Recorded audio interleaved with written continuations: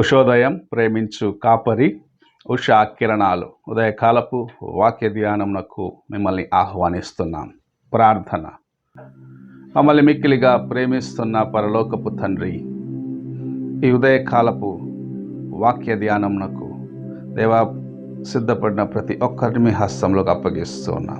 తండ్రి, నీవు నాతోనూ మాతోనూ మాట్లాడుచున్న విధానాన్ని బట్టి వందనాలు చెల్లించుకుంటున్నాం. ఈ ఉదయకాలంన నీ వాక్యంను మాకు ఆశీర్వదించి అనుగ్రహించమని యేసు పరిశుద్ధ నామమున అడిగి వేడుకుంటున్నాను పరమ తండ్రి, ఆమేన్. ఈ ఉదయకాలమున 2 వచనములను చదువుకుందాం. మొదటిగా యోహాను సువార్త 19వ అధ్యాయము 30వ వచనము మరియు లూకా సువార్త 23వ అధ్యాయము 46వ వచనములను చదువుకుందాం. యేసు ఆ చిరక పుచ్చుకొని సమాప్తమైనదని చెప్పి తల వంచి ఆత్మను అప్పగించెను. అంతటా సైనికులు ఆయన యొద్దకు వచ్చి ఆయనకు చిరకనిచ్చి.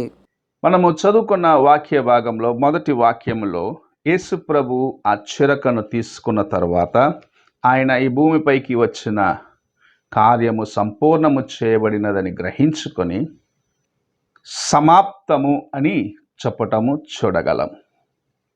ఆయన లోకములో చేయవలసిన రక్షణ కార్యము సిద్ధపరచబడినది, మానవులకు విమోచన సిద్ధముగా ఉన్నది అని గ్రహించిన వాడిగా ఆ మాటను చెప్పటం మనం చూడగలం. ఈ ఉదయకాలమున దేవుని రక్షణ నీ కోసము సిద్ధముగా ఉన్నది. ఆయన సమస్తమును చేసి నీ కోసము ఈ లోకములో ఉన్న దినములలో సమస్తమును సిద్ధపరిచి ఇక్కడ నుండి ఆయన వెళ్ళినాడు. నీవు ఆయన నీకు అనుగ్రహించిన నీ కోసము చేసిన యాగము వలన నీకు ఇవ్వబడిన రక్షణను నీవు గ్రహించుకొని దేవుని సన్నిధిలో నీ హృదయమును అప్పగించుకోవాలని ప్రభు ఆశిస్తూ ఉన్నాడు. ఆయన ఈ లోకమునకు వచ్చినది మానవుల యొక్క విమోచన కోసము అని మనము ఎరిగి ఉన్నాం. అయితే ఆ కార్యమును హృదయాంతరంగములో గ్రహించుకొని వారిగా అనేక సార్లు లోకముతో కలిసి, అనగా యేసు ప్రభు వచ్చినాడు, సిలువ వేయబడ్డాడు అని చెప్తాము, కానీ నన్ను విడిపించేదాని కోసము, నాకు రక్షణ ఇచ్చేదాని కోసము, నన్ను బాగు చేసేదాని కోసము, పాపపు బంధకములో నుండి నన్ను విడిపించేదాని కోసమే ప్రభు ఈ కార్యమును చేసినాడు అని గ్రహించకుండా జీవించేవారు ఈ దినము అనేకులు ఉన్నారు. వ్యక్తిగతముగా తమ జీవితంలో యేసు ప్రభువుని అంగీకరించని వారిగా ఉన్నారు. ఆయన సంపూర్ణము చేసిన ఆ రక్షణ కార్యమును గ్రహించుకొని వారిగా ఉన్నారు. ఆయన ఈ లోకములో ఉన్నది, ఆయన ఈ లోకములో జీవించినది నా కోసమే అని గ్రహించని వారిగా అనేకులు ఉండటం మనం చూస్తూ ఉన్నాం. ఈ ఉదయ కాలమున ప్రభు సంపూర్ణముగా నీకు రక్షణ ఇచ్చేదానికి శిలువ మీద వేలాడినాడు. నీకు ఏ గొర్రె రక్తము, ఏ ఎడ్ల రక్తము ద్వారాగా విమోచన లేదు అని గ్రహించిన ప్రభు తన్ను తాను బలిగా అర్పించుకొని, తన్ను తాను లోక పాపము కొరకు అప్పగించుకొని, ప్రతి మానవుని యొక్క పాపమును భరించి, అవేదనను భరించి, శిలువ మీద తన యొక్క శరీరం గాయపరచబడి దున్నబడి తన తలలో ముళ్ళ కిరీటం పెట్టబడినప్పటికీ నిన్ను ప్రేమించిన ప్రభు, నీ కోసము సమస్తము చేసిన ప్రభు, శిలువ మీద ఆయన చేయవలసిన కార్యము సంపూర్ణమైనది, ఆయన భూమికి వచ్చిన కార్యము సంపూర్ణమైనదని గ్రహించుకున్నవాడిగా, నేను చేయవలసిన కార్యము, తండ్రి నన్ను పంపించిన కార్యము, మానవుల యొక్క విమోచన కోసము నేను చేయవలసిన కార్యమును సంపూర్ణము చేశానని గ్రహించిన వాడిగా, ఆయన ఇంకా లోకం నుండి తిరిగి తండ్రి దగ్గరికి వెళ్ళవలసిన వాడిగా ఉన్నాడు అని ఎరిగి సమాప్తమైనది అన్న మాటను చెప్పటము చూడగలం. ఆయన సంపూర్ణము చేసినాడు, రక్షణ కార్యమును సంపూర్ణము చేసినాడు. ఆ రక్షణను నీవు పొందుకుంటున్నావా? ఆ విడుదలను నీ జీవితంలో అనుభవిస్తున్నావా అని మొదటిగా ప్రభు నీ ముందు ఒక ప్రశ్నను ఉంచుతున్నాడు. సంపూర్ణముగా నీ కోసము ఆయన తన్ను తాను బలిగా అర్పించుకున్నాడు. ఆయన నలగొట్టబడ్డాడు. ఆయన గాయపరచబడినాడు. ఆయన ముఖమును చూడలేని వారిగా, ఆయన ముఖము అంతగా గాయములతో నింపబడినప్పటికిని తన్ను తాను నీ కోసము, నా కోసము చేయవలసిన కార్యమును సంపూర్ణముగా చేశాడు. ఆయన ఒక్కసారి తండ్రిని చూసి నాకు సహాయము చేయమని అడిగి ఉన్నట్లయితే పరలోకం నుండి దూత సైన్యము దిగివచ్చి అక్కడ ఉన్నవారిని నిర్మూలము చేసి ఉండవచ్చు. అయితే తాను చేయవలసిన కార్యము కోసము ఓపికతో నుండి నీ కోసము, నా కోసము విడుదలను సిద్ధపరిచిన తర్వాత ఆయన ప్రవచనం నెరవేరినట్లుగా ఆ చేదు చిరకను తాగిన తర్వాత నా యొక్క పని ముగించినదని గ్రహించిన వాడిగా, నేను చేయవలసిన బాధ్యత ముగించినది అని గ్రహించిన ప్రభు సమాప్తమైనది అని చెప్పినాడు. ఈ ఉదయకాలమున నీవు ఆ రక్షణను అంగీకరించుకొని ఆ రక్షణ జీవితంలో అనుభవించే వ్యక్తిగా ఉన్నావా అని ఒక్కసారి పరీక్షించు. సంపూర్ణముగా నిన్ను ఆయనకు అప్పగించుకుంటే జీవితము కలిగి ఉన్నావా అని ఒక్కసారి పరీక్షించుకోవాలి.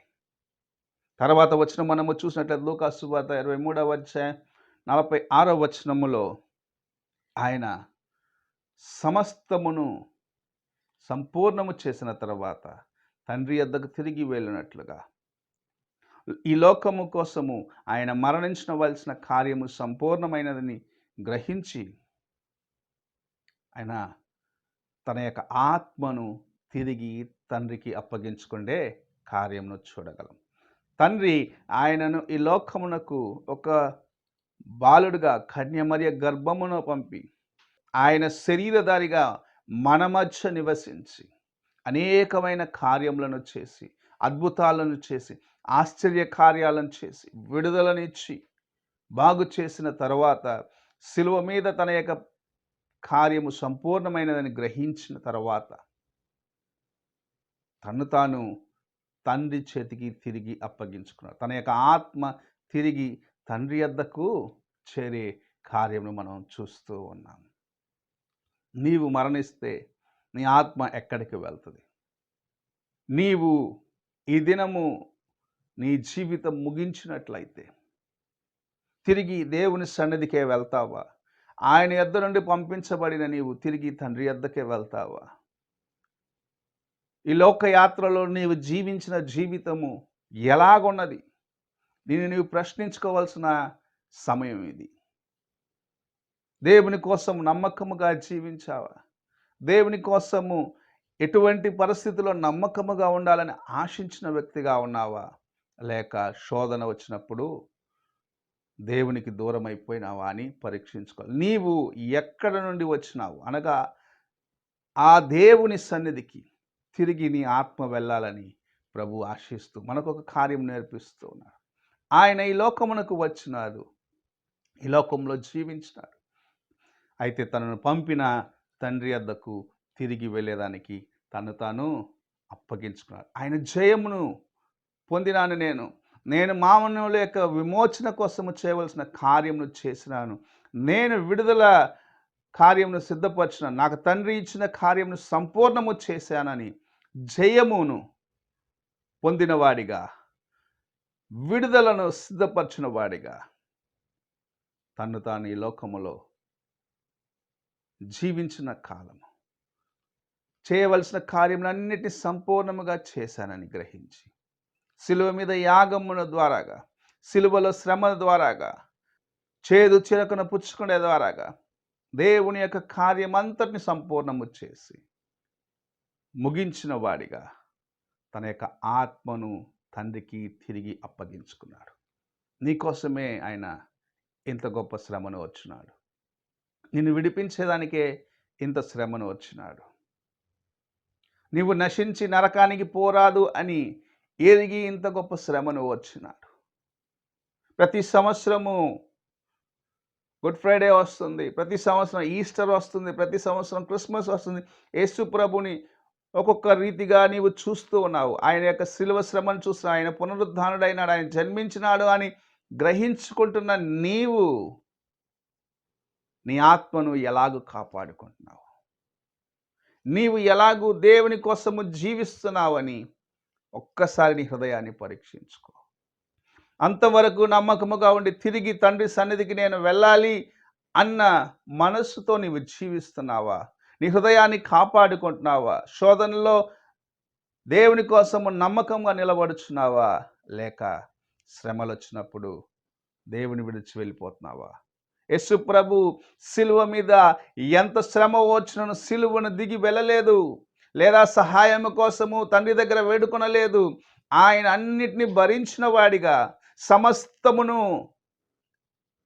నీ కోసము చేసిన వాడిగా, సంపూర్ణముగా ఇవన్నీ ముగించడాన్ని గ్రహించుకొని తండ్రి చేతికి అప్పగించుకున్నాడు. నీవు నేను కూడా ఒక దినము తండ్రి రాజ్యంలో ఉండాలి, నీవు నేను కూడా ఆయనకు సమీపముగా రావాలని ప్రభు ఆశిస్తూ, ఒక దినమున యేసు ప్రభుని కలిసేదానికి తండ్రి యొక్క ఆ కుడి పార్శ్వమున కూర్చున్న యేసు ప్రభు దగ్గరకు మనం వెళ్ళాలంటే మన హృదయాలని కాపాడుకునే బాధ్యతను కలిగి ఉన్నామని ప్రభు మనకు జ్ఞాపకం చేస్తున్నాడు. తండ్రి వద్దకే తిరిగి వెళ్ళాలి, ఆయన సన్నిధిలో ఆనందించాలని ప్రభు మనకు నేర్పిస్తూ ఉన్నాడు. ఈ ఉదయ కాలమున ఎలాగున్నావో ఒక్కసారి నీ హృదయాన్ని పరీక్షించుకో. ఎక్కడ నీవు దేవుని కృపను నిర్లక్ష్యపరిచి, దేవుని యొక్క ప్రేమను నిర్లక్ష్యపరిచి ఉన్నావో ఒక్కసారి నిన్ను పరీక్షించుకో. పండగలు వస్తూ పోతూ ఉంటాయి, పండగలు కాదు, నీ జీవితంలో క్రీస్తు జన్మించినాడా, నీ కోసం సిలువ వేయబడిన క్రీస్తు నీ హృదయంలో నివసిస్తున్నాడా అని నిన్ను నీవు పరీక్షించుకో. ప్రార్థన చేసుకుందాం. పరిశుద్ధుడు అయిన యేసయ్య, ఈ ప్రాతకాల సమయమున మీరు మాకు అనుగ్రహించిన నీ వాక్యమును బట్టి వందనాలు. ఈ గుడ్ ఫ్రైడే దినమున నీకు సమీపముగా రావటానికి, మా యొక్క ఆత్మను కాపాడుకొని నీ కోసము జీవించే అనుభవంలోకి మేము రావాలని దేవా నీవు సహాయము చేయమని వేడుకుంటున్నాం. అంతవరకు నమ్మకముగాను, అంతవరకు నీ వైపు చూసి నడిచేదానికి మాకు నేర్పించము. నీవు ఎలాగైతే తండ్రిని చూస్తూ ఈ లోకయాత్రను ముగించినావో, లోకంలో చేయవలసినవన్నీ ముగించుకొని సమాప్తమైనదని చెప్పి తండ్రి చేతికి నీ ఆత్మను అప్పగించుకున్నావు, అలాగ మేము మాకు ఇవ్వబడిన కార్యములన్నిటి సంపూర్ణము చేసుకుని తిరిగి నీ వద్దకు వచ్చినప్పుడు సిద్ధబాటుతోటి రావటానికి సహాయము చేయమని, అలాంటి అనుభవంలోకి వచ్చేదానికి ప్రతి దినము మమ్మల్ని మేము అలవర్చుకునేదానికి సహాయము చేయమని యేసు పరిశుద్ధ నామమున అడిగి వేడుకుంటున్నాను పరమ తండ్రి, ఆమేన్. తండ్రి అయిన దేవుని ప్రేమ, కుమారుడైన క్రీస్తు కృప, ఆదరణకర్త అయిన పరిశుద్ధాత్మ యొక్క సహవాసము ఇప్పుడును ఎల్లప్పుడూ తోడై ఉండి సదాకాలము నడిపించునుగాక. ఆమేన్.